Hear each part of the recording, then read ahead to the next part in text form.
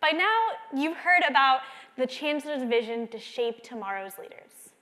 I am one of those leaders. I've been ambitious since I was a kid. When I could learn to talk, I talked about my goals. Other kids were paying attention to the Disney princesses you see here. People asked me what I wanted to be when I grew up. I told them that I wanted to be a children's psychologist at the University of Chicago when I was like 7. My mom can attest. But since then, my passions have changed. But when I was that age, I mean, these were the women that most little girls wanted to be. This was the woman that I wanted to be. This is Susan B. Anthony, and she was my Disney princess. I admired her ambition and her drive. My passions have changed over the years, but there were 3 things that were true from then to now. I knew that I wanted to help people. I knew that I needed an education to do that well, and I was really called to DC. When I decided where to go to college, I decided to go to CU, and I landed there as a financially independent student. That means that I was responsible for all of the costs included with getting my education, and that identity can be difficult, and it can be a bit of a winding road. It often means that you're not really sure what's coming around the bend, you're not really feeling protected from what can be ahead, and it can be lonely and scary at times. I don't like to make it this negative thing. I think it's a positive thing that shaped me to be a better person. But when I got to CU, I found a home and I found support. They found guidance through that winding road. I knew that if I was going to school, I was going to have to work hard to make payment happen. So I worked to get scholarships. I was supported by 2 scholarships that are specifically for young women in public service. Those are by some great donors to the University of Colorado. But I also knew that even once my tuition bill was paid, I had to figure out a way to support myself. And so I learned the great balancing act of handling 20 to 35 hours of work a week while also going to school full-time. And that was tough, but I think I did okay. I made the dean's list 3 times. Thanks.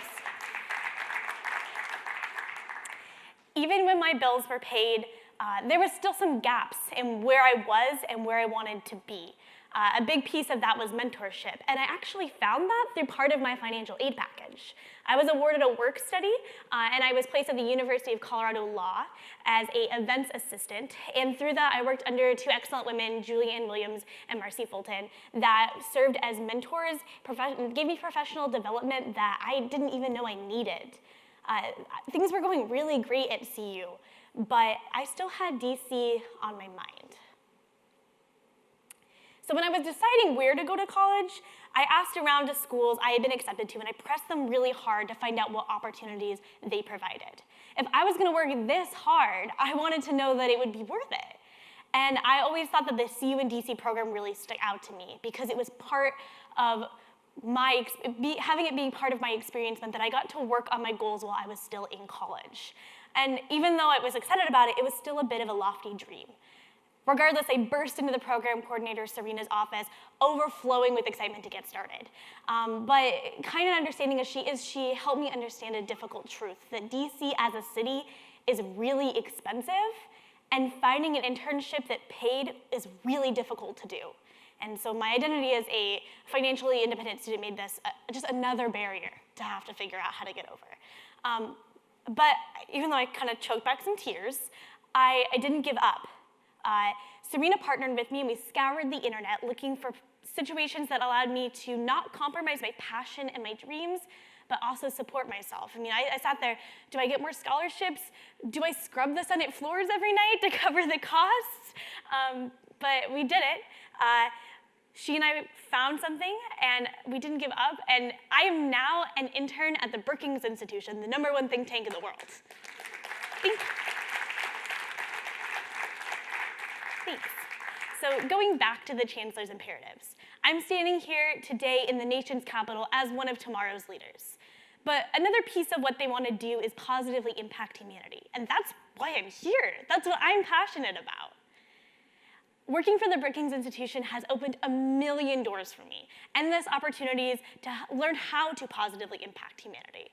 Exposure to their top-tier knowledge from role models and world leaders has allowed me to be a sponge. They tell me how my ideas can change the world, and they give me a chance to explore some options, and learn how to impact others and my future and what kind of leader I want to be.